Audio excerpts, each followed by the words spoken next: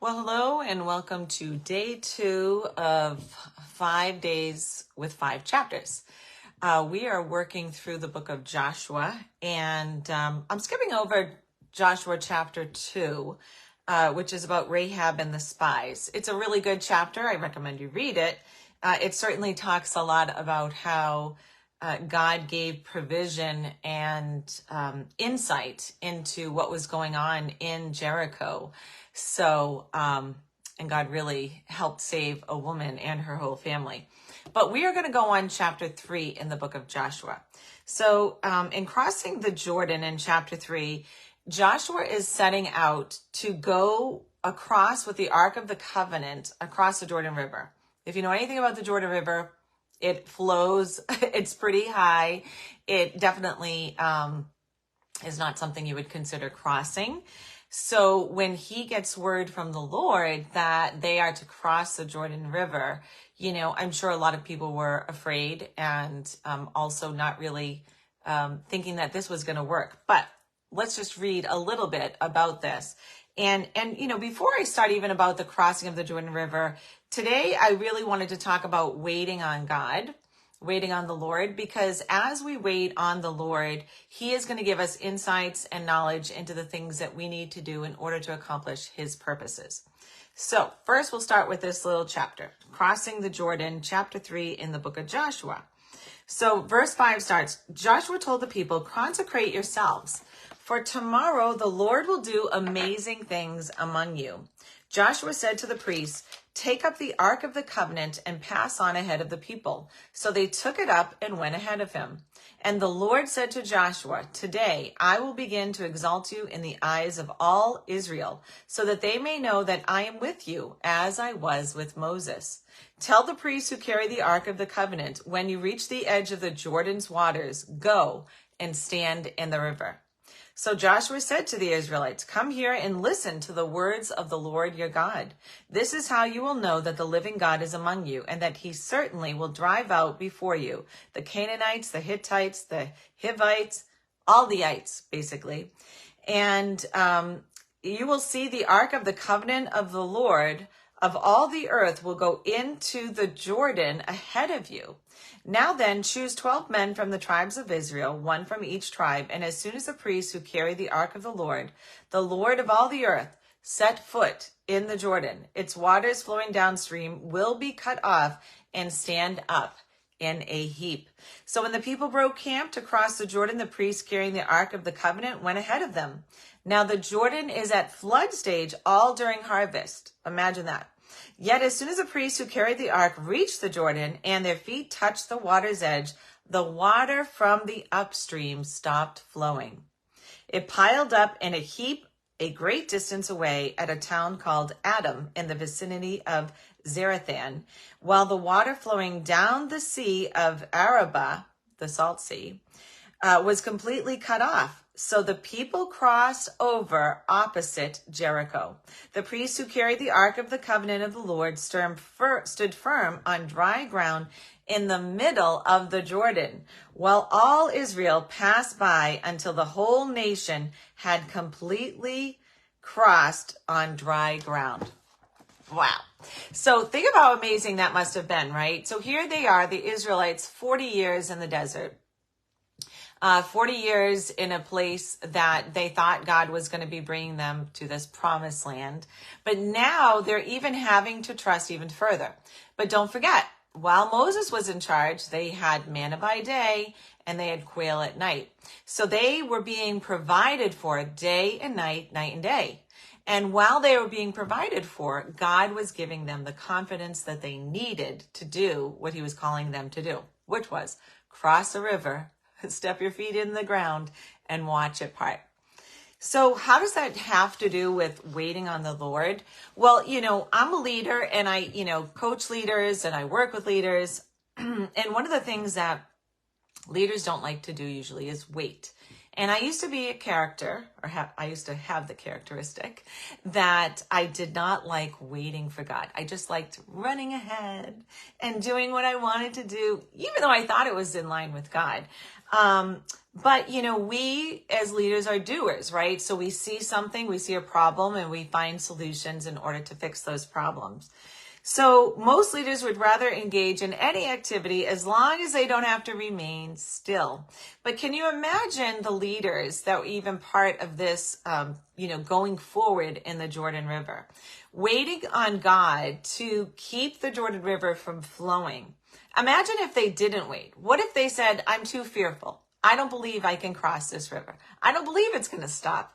What if they said that? They would have been stuck where they were. Think about that for a moment. So I'd like you to think about your life and waiting on God. As you wait on God, do you wait till he shows you, or do you run ahead and then take the consequences of running ahead of God? So waiting on God is actually a divine summons. It calls on the leader to acknowledge who really is in control. Waiting on God does not prescribe inactivity. Rather, it is an act of faith and obedience. Seeking God's direction takes more stamina than merely jumping rashly into action. If you think it doesn't take much effort to wait on the Lord, try it. In every situation, there is both a right thing to do and a right time to do it. Waiting on the Lord helps leaders get them both right. I'm actually reading from Dr. Blackaby's Called to Be God's Leader. It is all on the book of Joshua. So that's why we're going through some of the chapters, and I'm pulling some points out from this book in case you're interested. So, when a spiritual leader waits on God, one of the things that we should think about is that a divine directive will come. A couple weeks ago, I actually got laid off from my job. It's not the first time.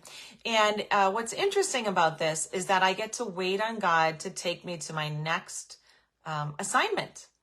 And I don't get upset. I don't get nervous because I've been through this many times. And I've been purified many times by the Lord to say, do I want to run ahead or do I want to wait on God? So for me, it's all about waiting. It's all about sitting with the Lord, trusting in the Lord to lead me to the right place, because his timing is always perfect, right? So obedience means saying yes immediately, but it does not always call for immediate action. And I think that's really important to think about, because for me, often when God tells me to do something, I typically act. He asked me to create my new website. I did that. He asked me to write my first book. I did that. And then I wrote a second and a third, and I'm working on my fourth. But there's not always a time in the sense where I do trust God to say, when do you want this to launch? So maybe I'm working on it now because I have time, but I trust in God's timing to launch and birth the book itself. So, one of the things that's really important, and I write this in my first book called Jesus Calling, not Jesus Calling, I'm sorry, I'm thinking of another book, called Jesus at Work, is that the first thing that the Lord told me to talk about was prayer, how important prayer is. And Joshua has always been a man of prayer. One of the things it talked about in this book, though, is about Mary, Queen of Scots, and I'm like a big English fan, I have some English blood in me. I am Armenian and Finnish, and I have English blood. But I love that generation, Mary, Queen of Scots, Queen Elizabeth. Well, anyway, it says, it has been said of Mary, Queen of Scots, once lamented that she feared the prayers of the vulnerable John Knox more than all the armies of the enemies. Modern leaders are known for a variety of things, but prayer is generally not one of them. Like waiting on God, prayer is often mistaken for inactivity. You have probably heard this phrase, if you can't do anything else, you can always pray. Prayer should never be viewed as a substitute for something of consequence. It is the most practical and effective thing people do. Yet busy leaders and hectic lives are often considered prayer a luxury. Therefore, it's often the first things that people kind of stop doing. But what I can tell you is our words have power. And when your words have power, they have the power to move mountains.